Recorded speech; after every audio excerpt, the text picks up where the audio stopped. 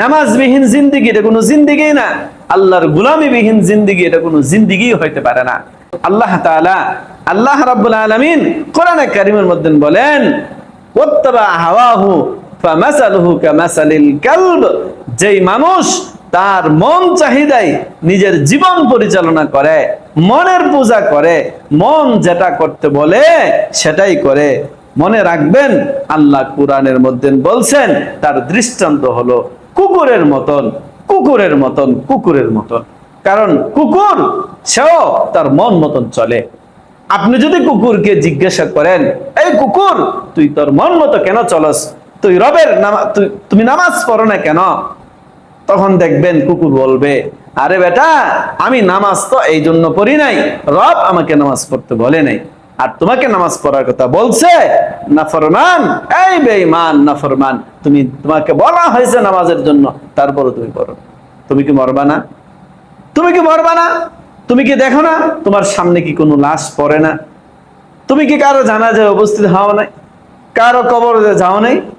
দুনিয়ার কোনো মানুষ যদি বাবা তোমাকে কোনো একটা দয়া করে, সে তোমাকে একটু নাস্তা করাইলো, তোমাকে কিছু টাকা হাদিয়া দিল, অথবা তোমাকে অন্য কোনোভাবে একটু উপকার করলো, বাপ তুমি তো তার উপকারের না শুকরি করো না।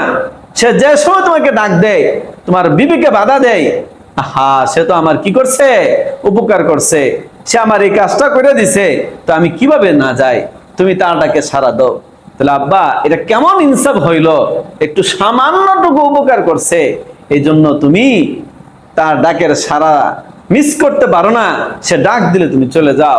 তাহলে আব্বা তুমি বলো না, রব তোমাকে সব দিল, তোমার জন্য আসমান বানাইলো, তোমার জন্য জমিন বানাইলো, চন্দ্র সূর্য বানাইলো, তোমাকে সব কিছু দিল, তোমাকে আল্লাহ সুস্থ রাখলেন, তোমাকে সুন্দর অবয়ব দিয়ে বানাইলেন, চক চকের মতন করে বানাইলেন, হাত হাতের মতন করে বানাইলেন, পা তার পার মতন করে বানাইলেন, তোমাকে সুন্দর কাঠামো দিয়ে আল্লাহ বানাইলেন। এত কিছু দেওয়ার পরে এটা কেমন ইনসাফ রে বাপ, একটু ইনসাফের সাথে বলো, রবের হুকুম পালন করো না, নামাজ পড়ো না, কেন পড়ো না রে বাপ? এটা কেমন জিন্দেগি, যে জিন্দেগির মধ্যে নামাজ নাই? নামাজ ছাড়া এটা কোনো জিন্দেগি হইল?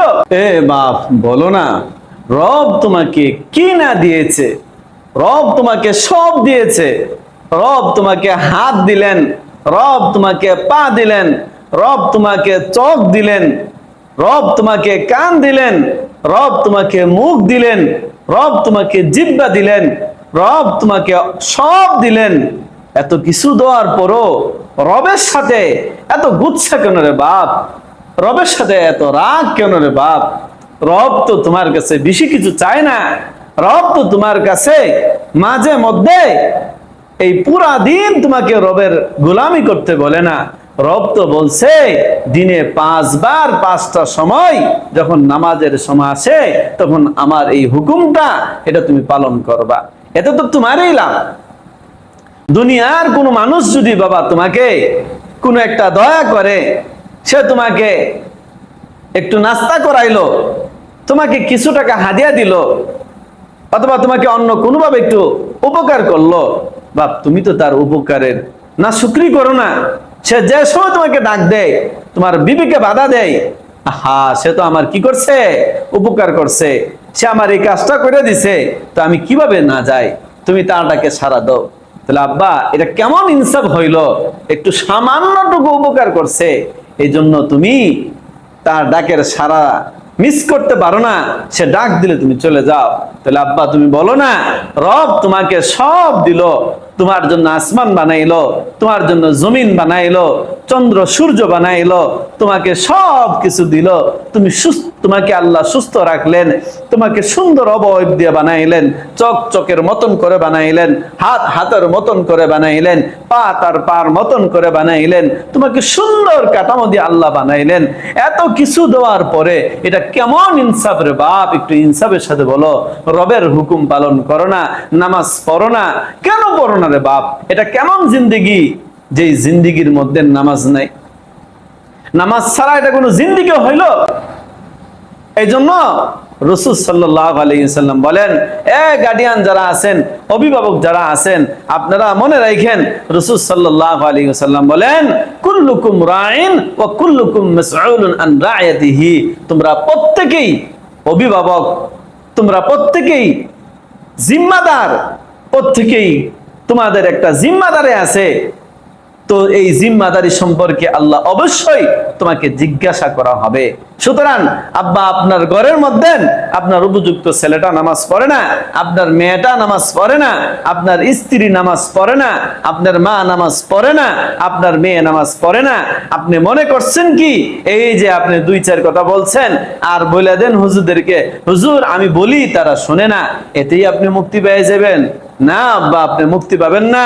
আল্লাহর কাজ করাতে যখন দাঁড়াবেন তখন ঠিকই আল্লাহ আপনাকে প্রশ্ন করবেন, জিজ্ঞাসা করবেন, তারা যে নামাজ পড়ছিল না, তুমি কি করছিল?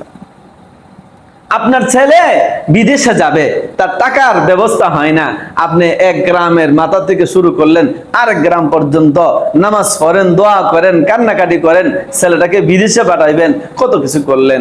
আপনি একটু দাঁড়ান বাপ, কে এমন আছেন একটু দাঁড়ায় বলেন তো যে আমি আমার সন্তান নামাজ পড়ে না, এর জন্য কান্নাকাটি করছি, আমার মেয়ে পর্দা করে না, এর জন্য কান্না করছি, আমার স্ত্রী কথা শুনে না, পর্দা করে না, নামাজ পড়ে না, তার জন্য কান্না করছি। তো সুতরাং বাপ মনে রাখেন, আপনার যে সন্তানটা নামাজ পড়ে না, রোজা রাখে না, পর্দা করে না, যে মেয়েটা, যে স্ত্রী পর্দা করে না, সে যত বড় শিক্ষিত হোক, সে শিক্ষিত হইতে পারে, আসলে সে শিক্ষিত না, সে আসলে শিক্ষিত না। কারণ পর্দাবিহীন জিন্দিগি এটা কোনো জিন্দিগি না, নামাজবিহীন জিন্দিগি এটা কোনো জিন্দিগি না, আল্লাহর গোলামিবিহীন জিন্দিগি এটা কোনো জিন্দিগি হইতে পারে না।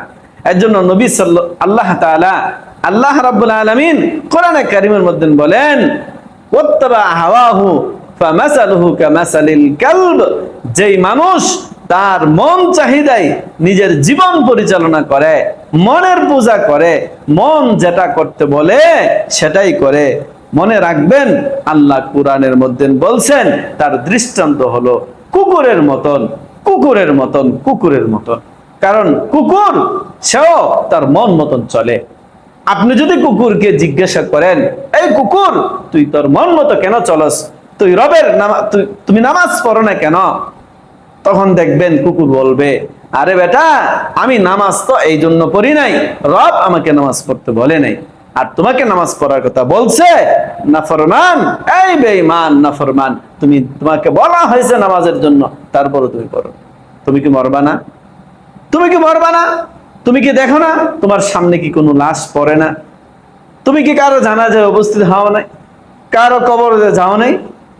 তো বাপ, নিজের জিন্দেগিটাকে এভাবে অবহেলা করে নষ্ট করিও না, এভাবে অবহেলা করে নষ্ট করিও না।